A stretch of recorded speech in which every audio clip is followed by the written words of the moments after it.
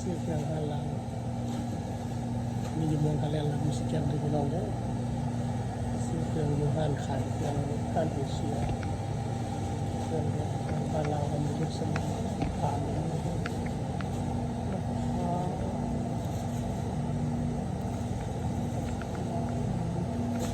เป็นชิ้นเป็น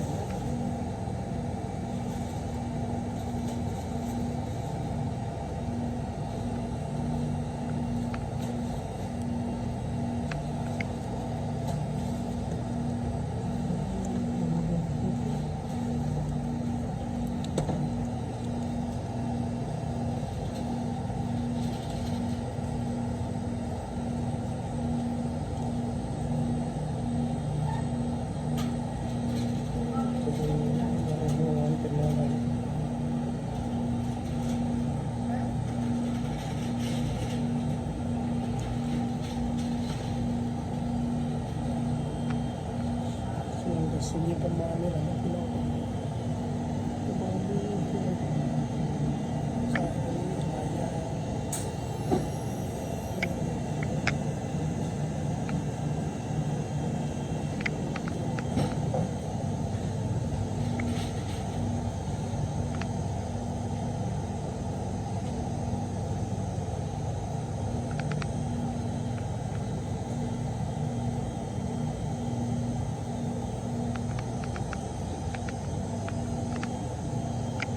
เป็นมะกล้วย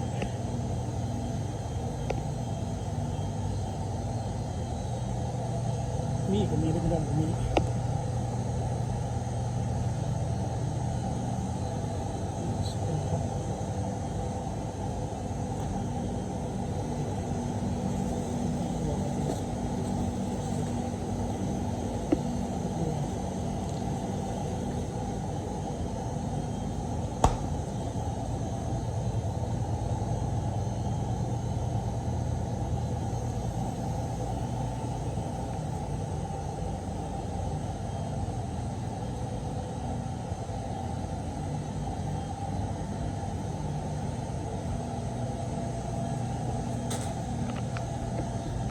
กี่คนคนนี้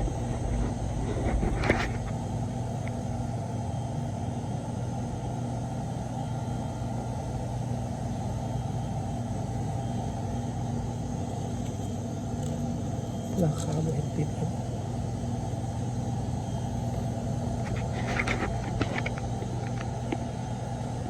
ประมาณนี้แหละพี่น้อง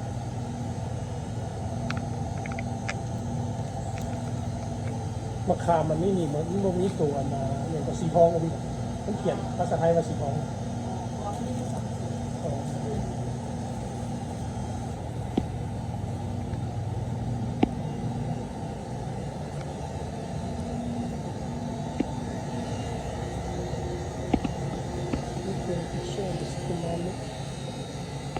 ที่จะเป็นพวกกระป๋องกระปิเป็นพวกกระดอกกระแดกแก้วกระแดกสำเร็จรูป